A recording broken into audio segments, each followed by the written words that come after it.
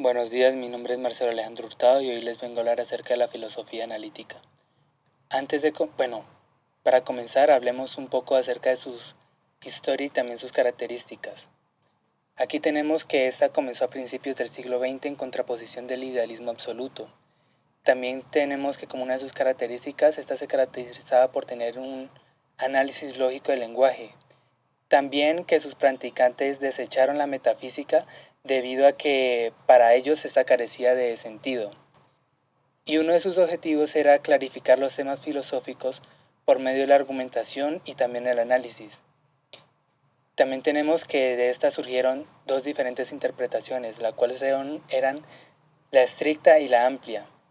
Aquí tenemos que la estricta trata del análisis de los conceptos a través del lenguaje y la amplia pues que casi no se diferenciaba de la tradición filosófica, la cual estaba más relacionada con las virtudes intelectuales, ya sea la claridad, la argumentación, la apertura a la objeción y la honestidad de pensamiento. También tenemos que como sus principales exponentes eran primero Bertrand Russell, el cual creía que el mundo estaba conformado por múltiples eventos separados a los cuales llamó átomos, lo cual se conoció más tarde como la teoría atomista. También tenemos a George Edward Moore, que pensaba que el propósito de la filosofía no era debatir la verdad de las creencias, sino el analizar su significado. Él también sostenía que el punto de partida tenía que estar en el sentido común preteórico, y también pensaba que el análisis de este no solamente podía ser informativo, sino que también podía revelarnos el por qué hacemos lo que hacemos, o qué motivos tenemos para hacer lo que hacemos. Como tercero también tenemos a Gottlob Frege, el cual realizó su mayor contribución al estudio de la lógica y sentó también las bases para el estudio del lenguaje. Más tarde también fue considerado como el padre de la lógica matemática y de la filosofía analítica. También tenemos a Ludwig Wittgenstein, quien fue estudiante de Russell y mantenía que la función del lenguaje era la representación de los hechos, lo cual aseguraba que la proposición tenga un sentido, y si el hecho ocurría en las condiciones en las que se había establecido, esto era algo verdadero. También tenemos que él escribió el libro llamado Investigaciones Filosóficas, donde él estableció un vínculo entre las palabras y las cosas, y sostenía que toda experiencia era lingüística, ya que según lo explicado en el video, el lenguaje era una ventana hacia el mundo, y dependiendo del lenguaje, pues esta era una ventana a un mundo diferente. Como quinto y último tenemos a John Langshaw Austin, quien intentó describir distintos modos del habla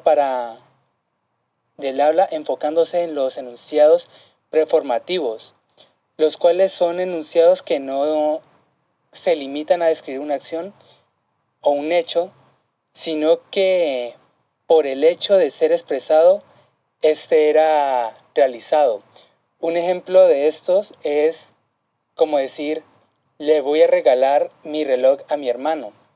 Este no solamente estaría refiriendo a ese hecho, sino que estaría confirmando ese hecho. O otro ejemplo es el de cuando el cura dice, los declaro marido y mujer. Él aquí no está describiendo, no solamente está limitando a describir un hecho, sino que también lo está realizando. Bueno, también tenemos que conforme fue pasando el tiempo, surgió el Círculo de Viena, el cual se inició durante las décadas de 1920 y 1930. También encontramos que este fue uno de los más influyentes del siglo XX.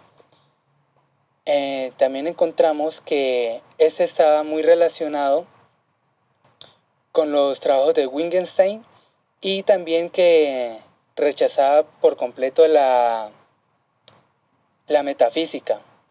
También encontramos que estos crearon el criterio de significado para intentar corregir la teoría de Wittgenstein, y la idea detrás de esta teoría era de que los enunciados con sentido se dividían en dos clases.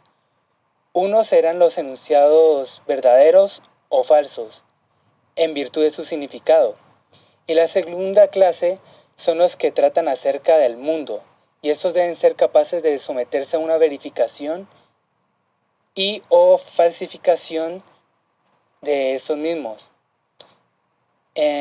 También encontramos que como dos de sus exponentes eran Otto Neurath, que fue un filósofo y economista austriaco, y Rudolf Carnap, quien fue un influyente filósofo y físico nacido en Alemania.